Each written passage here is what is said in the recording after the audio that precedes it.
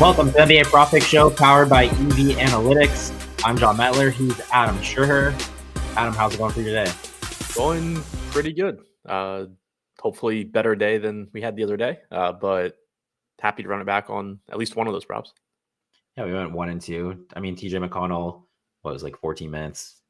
That was kind of like what we expected. Halliburton went crazy. Halliburton had 15 assists. What do you think last night of your Washington Wizards winning the must-lose game against the Utah Jazz? Yeah, leave it to the Wizards to screw up. That was interesting. Like, as soon as Keontae George got downgraded to questionable midday, I just started laughing. Like, I was actually kind of surprised Washington didn't match with like Middleton not playing or something. And then they actually did play Keyshawn George, but yeah, not ideal for them. Yeah, I actually bet Keontae George under points the night before. And then I was like, my reasoning was like, I just don't think they're going to give him the minutes. Like, if he gets out there scoring, I actually think they're going to pull him off the court. Right. And be like, he can't score anymore. I was like, I don't think they're going to give him the minutes to go over. And then they just outright ruled him out. I'm like, yeah, the Jazz are just all in. And I actually watched the game because, I mean, whether it's a tanking team or not a tanking team, you know, minus 110 is minus 110 if it's the Wizards, or so you just kind of want to see what these teams are up to. And your Wizards, the fourth quarter, like 3 minutes left, Chris Middleton's on the floor, Keyshawn George, Bub Carrington, the full starting lineup. Yeah. And the Jazz, it was like, you could just kind of tell there was like, I think they made one sub. I forget who the sub was. I was like, they're trying to get a little worse here. So yeah, like the Jazz are all in on the tank. I think the Wizards are just kind of, I was surprised because you said like Keyshawn George played, he had an eye injury and they kind of rushed him back. He got like elbowed in the face in the previous game. Yeah. And they brought him back. I was like, probably could sit out, but I think the Wizards are just bad. I don't think they have to worry about tanking. Yeah. So. Yeah, I mean, that's like for DFS, I projected them to play it straight up just because they really haven't actively tanked this year. They're just not very good. They don't have to try. Whereas like Utah, they, play one game with Collins, Markin, and Kessler, they win and immediately rule them out for their next game. Like they've very clearly been trying to lose. Oh yeah, they're all out. Yati saying, what can the NBA realistically do to curb the tanking? You gotta do something. However you get draft picks, it's just however the draft picks play out. Even like right now in the Eastern Conference, there's not 10 teams who want to make the playoffs, or the play-in tournament. So I really it's something to keep an eye on for the player props for the spreads as we kind of go down to these last 20 games. Like the Chicago Bulls are, I think they're 10th. I don't know exactly. I know it's like the Bulls, 76ers, and Nets are kind of all right there. The Nets don't want in. I know that the 76ers, their pick is only top 6 protected against the Thunder, so they lose their pick if they're not top 6. So they're probably trying to lose the 76ers. Then the Bulls, the other night, they ruled Giddey out. They kind of like, the Bulls are like in that middle. Like, it's hard to tell. Are they actually tanking? Are they not?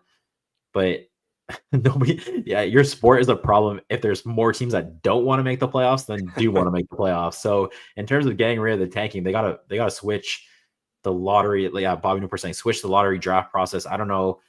Maybe you play a tournament for the first overall pick. I don't know what you do, but you have to get rid of it in some way. The problem is in basketball is one player changes a franchise. So, and you're nodding your head. Like if the Wizards got Cooper Flag, it's a franchise altering move. So there's so much motivation to tank and stuff. So yeah, I was talking about that on Twitter with somebody the other day. Like it was the day that I was joking about relegating the Sixers. But they were saying like, what sport do you think relegation would be the most interesting in? And I said basketball because like, one player, since you're playing, 5 starters, like one player just has such a big impact compared to even a quarterback in football, but definitely compared to anything in baseball. Like you're never actively tanking in baseball, or almost never, because your hit rate on picks is just going to be so low. Football, one player doesn't make that much of an impact outside of, a quarterback. But basketball, you get a star player and your whole franchise is different for the foreseeable future. So like teams are so heavily incentivized to go draft that player. Your hit rate's higher. Like scouting is relatively easy in basketball on top end guys, and they just have such a big impact. So yeah, it's a difficult problem. Like I don't know what the solution is, because at the same time, like you do want the worst teams to get the best picks. Like it's not like you wanted, just want OKC to go get another first overall pick or something. Well, OKC, they could get the 76ers, which could be top 10. They could get the Clippers, which could be like top 15. I think they have one more teams they could possibly get, which is just like an insane haul. I forget who it is. I saw it yesterday on a graphic or stuff, but yeah, honestly, I think I think maybe the only solution is to just get rid of the draft entirely. And is it like college where it's like recruiting? Because I mean, you could only, if you had a salary cap, you could only bring in so many players. There's only so many minutes and so much money available. So it would get more spaced out. I don't know. Obviously, the Lakers and Celtics would just dominate, but they do anyways. The Hornets have been shit for 20 years. So Right. I don't know what the solution is. But is this the Thunder right here? That's just an insane. It's the Clippers that maybe it's Miami. If Miami's via Miami protected 1 through 14. I don't know that there was, I think it might have been the, God, their draft picks are so confusing. They have so many. It's just an insane haul. Let's get going to the picks here, though. We are 48 and 40 on the year, plus 13.12 units. Adams from EV Analytics. They do fantastic prop projections. You can find them on the Covers website. Go to Sports NBA prop projections. You can see them all right there. We're just going to put some of these projections to work against the market here. If you're new to the release procedure, we have 3 bets for you. We'll tell you the game we're betting on, the prop market, the team, the player, and then we'll give out the bet. And Adam can kind of explain why he likes this from the projection standpoint against the market. The first book we are at is Bet365. BetMGM is also one of the props and also has a bunch of the alternate prices too. So if you want to fire up those apps, as always, if you see a good price, drop in the chat as well, because we're just kind of working off of what we saw just before we came on air here, and also the sportsbooks we have access to. So you might have a better number if you go shopping. Always shop for the best number. First game, the Magic Bulls. Oh my God, my Magic are just a disaster right now. But the reality is I mean, they have 28 wins. That's probably good enough to make the play-in tournament if they don't win another game. So I guess they're gonna be in the playoffs. We're going for the assists market here.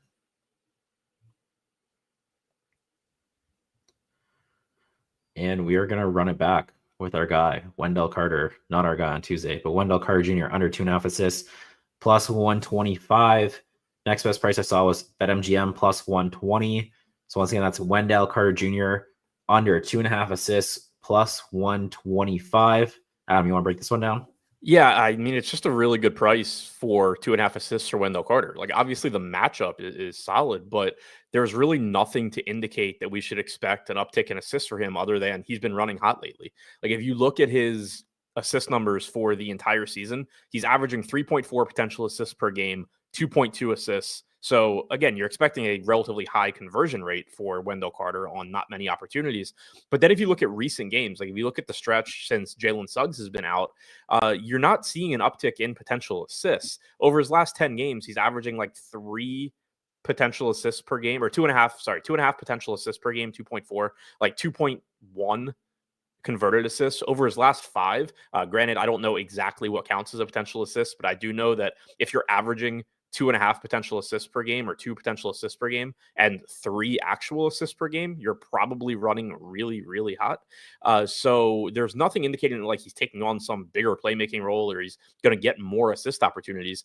Everything that he passes is just being converted lately. And you're seeing the result in, plus 120 or plus 125 on 2.5 assists, which is basically what he has averaged. 9 total games this year as a starter with no Jalen Suggs and with both of Banchero and Franz Wagner active.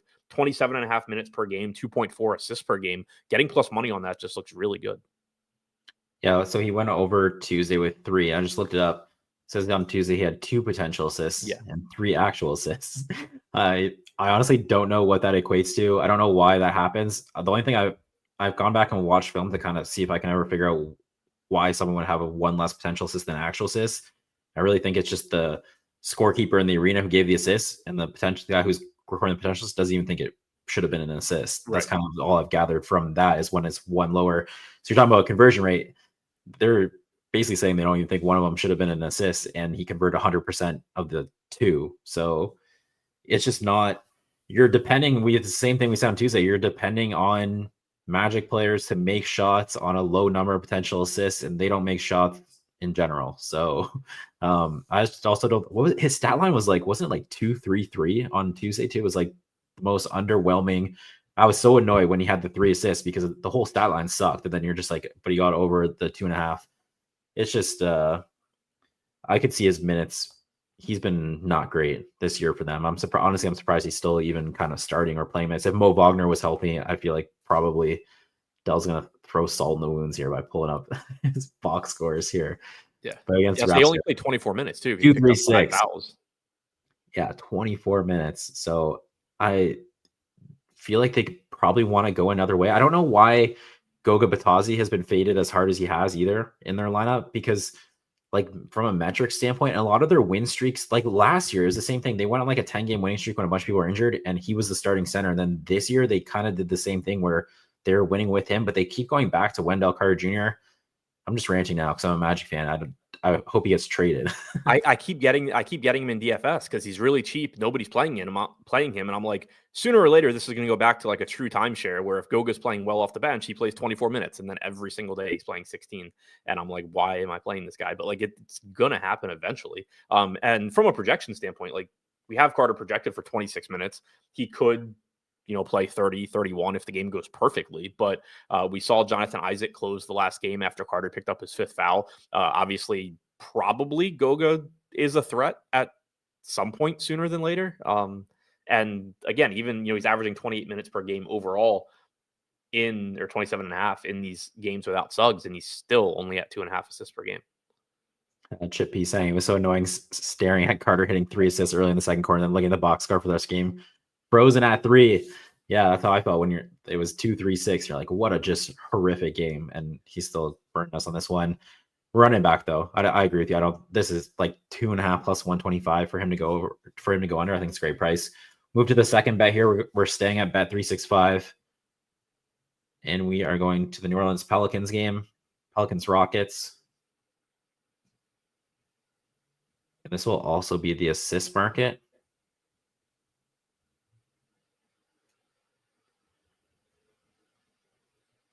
And the player we're looking for is Trey Murphy. He's been popping up quite a bit for this one, I would say. And the bet is Trey Murphy under 4.5 assists plus or even money. So once again, that's Trey Murphy under 4.5 assists, even money. Next best price I saw was minus 105 bet MGM. Adam, you want to break this one down? Yeah, targeting that same matchup that we went after on Tuesday, where Halliburton just recorded 1 million assists.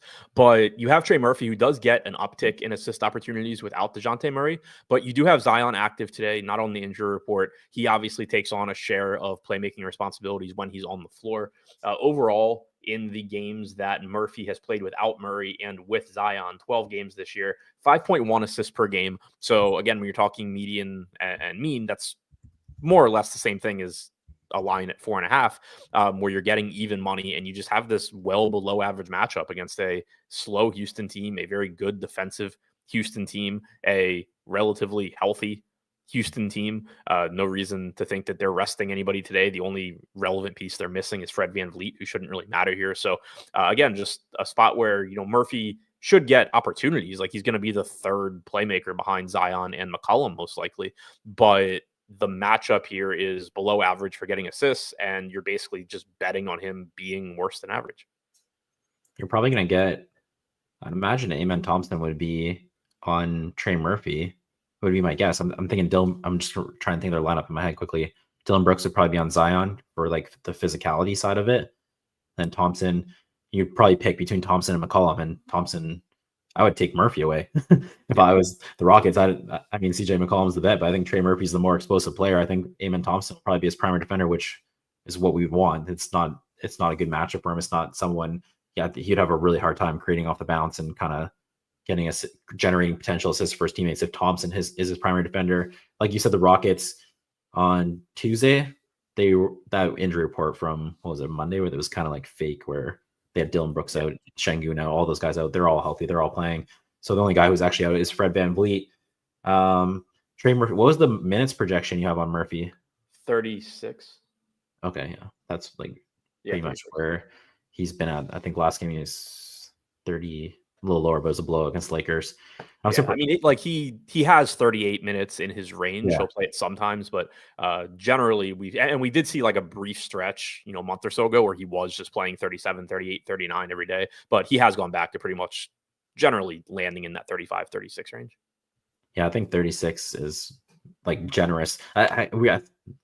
we just had a bet on, was it him for the Pelicans? I think a couple weeks ago. We're like, they're gonna start dialing back these minutes for their starters. Like, why are they should be in this tankathon with everyone else, but they kind of, the only thing they really do is sit out Zion. So I think 36 is very fair. I'm surprised it should start to get lower on him. You would think, if they want a good pick. But anyways, the second bet is Trey Murphy under 4.5 assists, even money. Yahtzee Adam is not being held hostage. It's prop. He's actually picking all of these on his own. You would think he is, because Sounds like what you would say if you were holding me hostage. Someone holding hostage, yeah. No, he's actually just going after all these assist prop. But the next one is not an assist prop, and we're going to BetMGM. Minus 162 FanDuel. That's a big move. Minus 136. Yeah, the even money on Trey Murphy was by far the best price, and minus 105 MGM, so minus 110 now.